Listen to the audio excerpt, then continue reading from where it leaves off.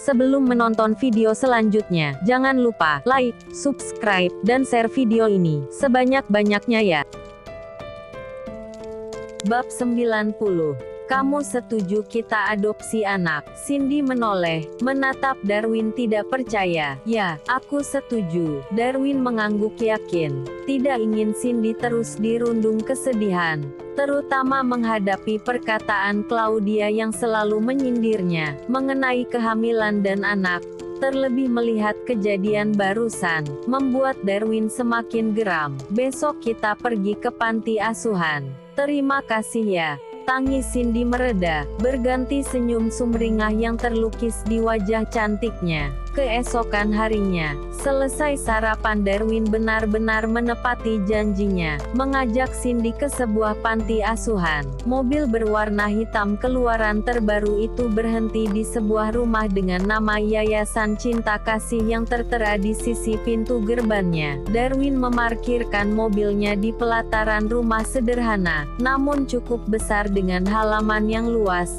Tampak beberapa anak berlarian di halaman. Permisi, assalamualaikum. Darwin mengucap salam di sisi daun pintu yang terbuka. Waalaikumsalam, sahut seseorang dari dalam. Tampak wanita muda menghampiri keduanya. Ada yang saya bisa bantu? Tanya wanita tersebut menatap pasangan muda yang berdiri di hadapannya. Kami ingin mengadopsi anak, balas Darwin. Oh, wanita itu terdiam sejenak. Tunggu, saya panggil Ibu Mirna dulu. Ia kembali masuk ke dalam rumah. Tak lama ia kembali bersama wanita parubaya. Kalian ingin mengadopsi anak? Tanya wanita yang mengenakan gamis dan kerudung berwarna putih. Ya, kami ingin mengadopsi anak, jawab Darwin. Silakan masuk. Kita bicara dulu. Wanita itu menuntun mereka ke sebuah ruangan yang berada tepat di sebelah rumah utama. Silakan duduk. Mempersilahkan duduk. Jadi kalian benar-benar yakin ingin mengadopsi anak? Tanyanya kembali, menatap Cindy dan Darwin bergantian. Ya, kami benar-benar ingin mengadopsi anak. Sudah berapa lama kalian menikah? 10 bulan. Cindy menjawab, 10 bulan. Wanita yang juga pemilik yayasan tersebut tampak tercengang. Sepertinya 10 bulan waktu yang terlalu singkat untuk pasangan suami istri memutuskan mengadopsi anak. Kelak jika kami mempunyai anak, kami tidak akan menelantarkan anak yang sudah kami adopsi. Darwin meyakinkan, berharap bisa menepis keraguan wanita itu. Wanita itu menghela nafas pelan. Pasalnya banyak pasangan yang kini mengadopsi anak hanya untuk memancing kehamilan, namun menyia-nyiakan anak yang sudah mereka adopsi jika sudah memiliki anak dari rahimnya.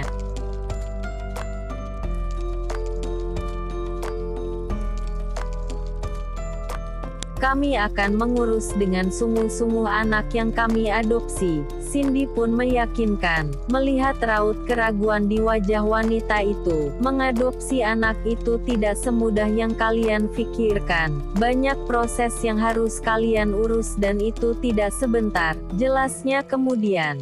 Kami akan mengurusnya, dan bersabar menunggu prosesnya, jawab Darwin. Mantap. Ya sudah, tunggu sebentar. Wanita itu beranjak dari duduknya, melangkah keluar dari ruangan tersebut. Tak lama wanita itu kembali dengan membawa bayi mungil di gendongannya. Bayi ini seminggu yang lalu tergeletak di depan gerbang, hanya dibalut selimut tipis. Ibu Mirna bercerita, sebenarnya itu hal biasa, meninggalkan bayi mereka di rumah panti. Mungkin kini menjadi keputusan yang tepat untuk orang tua yang enggan bertanggung jawab. Tapi tetap saja hati wanita itu terasa pilu jika melihat bayi yang tidak berdosa tergeletak di dalam kardus atau tas. Tidak jarang tubuh bayi itu sudah mendingin. Semalaman berada di depan gerbang rumah pantinya. Boleh saya gendong? Ibu Mirna memberikan bayi itu pada Cindy. Dipandanginya bayi laki-laki mungil dan berambut lebat itu. Sangat tampan.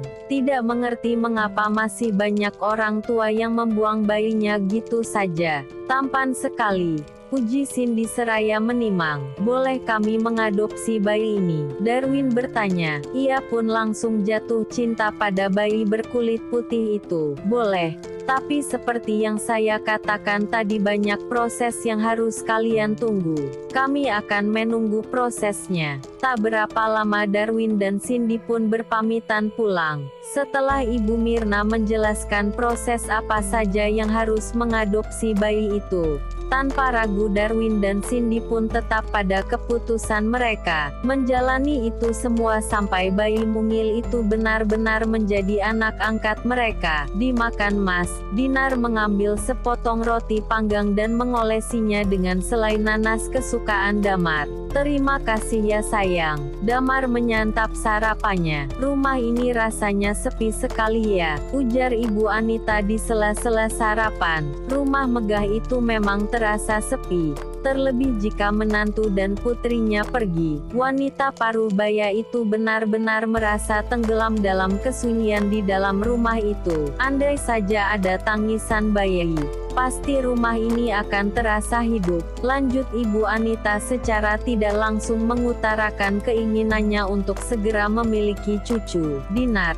kamu tidak ingin hamil lagi? Mama rasa sudah saatnya kalian melakukan program hamil kembali. Dinar tidak menjawab. Damar menatap istrinya yang hanya diam mematung. Tergurat kerisauan di wajahnya. Damar pun sebenarnya ingin meminta hal yang sama pada Dinar, melakukan program kehamilan. Tapi takut Dinar masih trauma dengan keguguran yang dialaminya.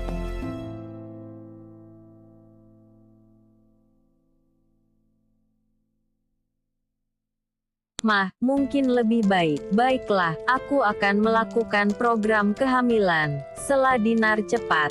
Kamu yakin? Menatap Dinar tidak percaya. Dinar mengangguk. Aku yakin. Rasa trauma itu memang masih ada. Tapi ia tidak boleh egois. Ada suami dan ibunya yang menginginkan bayi mungil dari rahimnya. Syukurlah, Mama tidak sabar ingin menimang cucu. Ibu Anita tersenyum sumringah, merasa senang karena Dinar tidak menolak keinginannya. Tak lama Dinar menggantar Damar keluar rumah. Aku pergi dulu ya.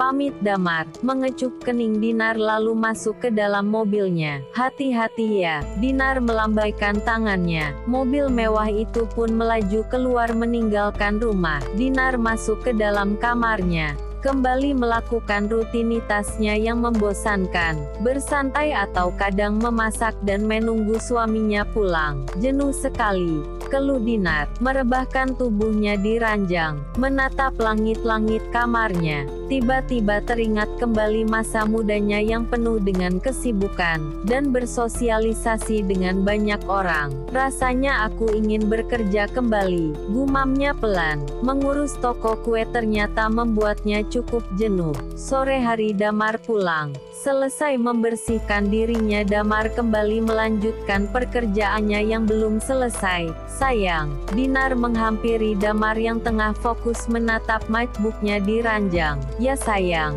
sahut Damar tanpa menoleh. Dimakan sayang. Dinar menyodorkan toples yang berisi kue kering buatannya. Terima kasih ya. Damar menyantap kue tersebut dengan jemarinya yang tetap sibuk mengetik. Sayang, aku ingin kerja, ujar Dinar dengan nada selembut mungkin.